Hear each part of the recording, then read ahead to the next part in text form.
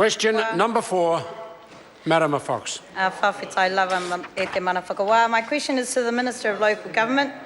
What advice has she received through a report back from officials in March this year about Māori participation in local government processes, and what consideration, if any, has been given by her as a result of that advice? The Honourable Paula Bennett. Mr Speaker, I have not yet received the advice the member refers because officials are taking more time to work on it than originally thought. What I would say to the member, though, is that I'm very supportive of Māori representation within local council, and I certainly support them and would like to see that increasing. For example, here in the House, we have over 20% of members of Parliament are Māori. However, of that, I think it's quite interesting to point out that 72% of our Māori MPs are in general seats or from the list, and actually 28% are from Māori wards. So we can see the askew that is going from people being selected and put forward in general seats, and that's what I'd like to see happening on local councils.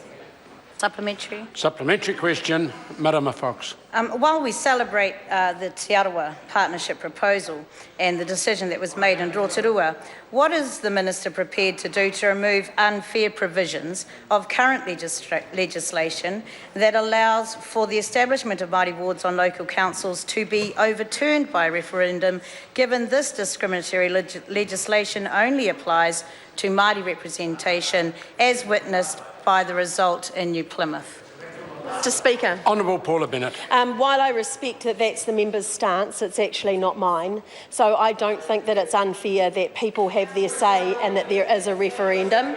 As I say, that is not about us not wanting to see an increase of Māori on council, and the Te Arawa example is a good one where they have given them voting rights and have gone through. But as such, I think if Māori wards are being put up, that the current system is fair, that they go through a referendum. Supplementary question, Marama Fox. Does the Minister accept that, given this piece of legislation only applies to Māori and Māori wards, that in fact it is unfair?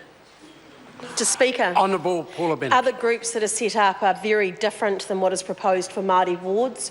For example, they are advisory groups that might be through different ethnicities. They are not similar to what is proposed with Māori wards. They are different, and as such, there is special provisions within the law for it. Supplementary question, David Seymour. What advice and consideration has the Minister applied to similarly numerous ethnic groups such as Chinese and Indian New Zealanders when it comes to participation in local government? Mr Speaker. Honourable Paula Bennett. Mr Speaker, I can't think of any advice I've received on that to date. Question number 5,